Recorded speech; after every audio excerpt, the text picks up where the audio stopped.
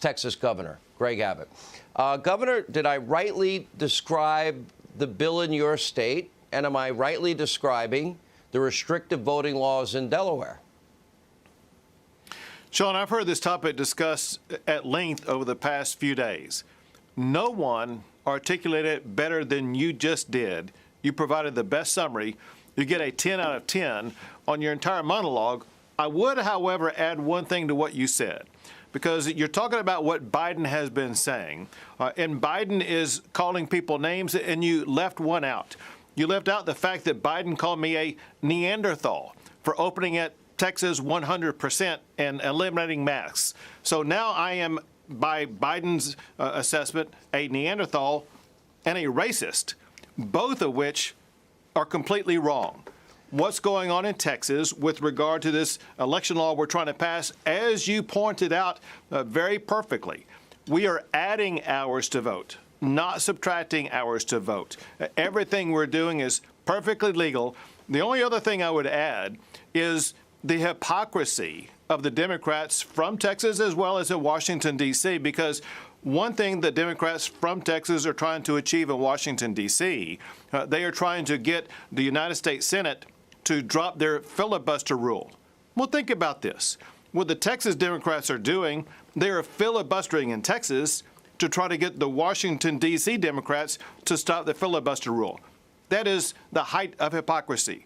All they want to do is complain. They want to spread false information about what the law really does. I can guarantee you, based upon what you said in your monologue as well as what the facts are, there is zero chance that the Texas law, when it does get passed, will be overturned by a court of law, because what we are doing is perfectly constitutional. Talk about the coverage of people saying that you might have these Democrats arrested when they land back in Texas. Arrested for what? Under what statute? So what the law is, by Constitution, the House sets the rules about what happens when a quorum is broken, and what happens is this, and that is once a call on the House has been made, which it has been, then the Sergeant at Arms for the Texas House of Representatives can work with the Texas Department of Public Safety to go arrest, apprehend, whatever word you want to choose, and bring to the Capitol the missing House members who are responsible for breaking a quorum. The only limitation to that, Sean, is that the jurisdictional limits to that are in the state of Texas, which is why the Texas law enforcement is not up there in Washington, D.C. or some other location trying to pursue these House members. So here's the deal. As long as those Texas House members remain in Washington, D.C., we're not going to have a quorum. But know this, a special session in Texas lasts 30 days.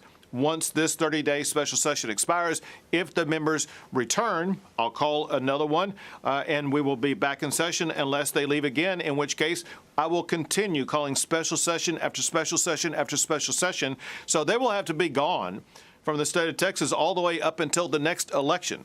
Here's the bottom line, Sean, of what this will lead to, because this is... Maybe they could pay the higher taxes to D.C. Go ahead, sir. This is the point the Democrats have not thought of. What is their end game? They haven't thought about that. And I can tell you what the end game is. We are going to have a special session where these and other issues are going to be voted on, including doing a better job of securing our border, including cutting our property taxes in Texas, including helping our teachers, our retired teachers that they were voted relief today by the Texas Senate, but they're not going to get it because the Texas House members are not there. We voted out of the Texas Senate today property tax relief that the people of Texas will not get because the Democrats were not in the Texas House of Representatives. So they have a job to do. And let me tell you something. Texas voters are going to be extremely angry at the Texas House members for not showing up and not doing the job. If you didn't show up and do your job, if other people who are watching your show right now did not show up and do their job, they would be losing their job or losing their pay. That is exactly what is going to happen to the members of the Texas House of Representatives. The Democrats. In other words, it's not an arrest in the traditional sense, but the Texas law allows for law enforcement to escort them to do their job, which is mandated by law. Is that a correct statement? That, and I'll add to it, so they will be brought to the Capitol. They will be brought to the Texas House chamber, and the House chamber doors will be locked, and no one can leave without permission of the Speaker of the House.